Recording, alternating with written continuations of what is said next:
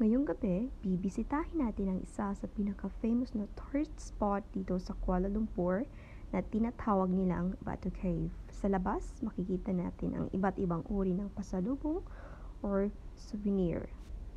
May celebration dito na tinatawag nilang Thaipusam na kung saan sobrang dami ng tao. At itong hagdan, meron siyang iba't ibang kulay. Merong pink, merong blue, merong green, merong yellow, at sabi nila 272 steps.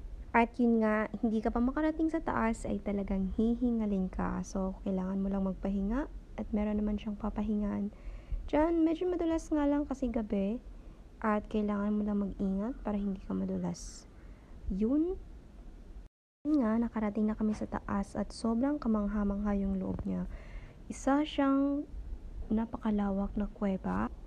At pagpasok natin sa loob, makikita natin yung tinatawag nilang Guardians of the Temple. Merong temple sa loob na tinatawag nilang Murugan Temple. At kapag pumasok ka naman sa temple, kailangan mong hubarin yung slippers mo or yung shoes. Tapos maghugas ka ng paa.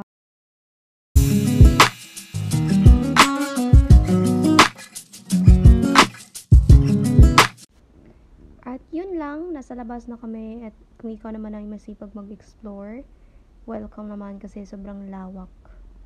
At pagkatapos naming lumabas, kumain kami sa malapit na kainan doon lang sa may tabi ng temple. Iba't ibang uri ng mga pagkain na kung saan sobrang sarap. Yun lang and thank you for watching!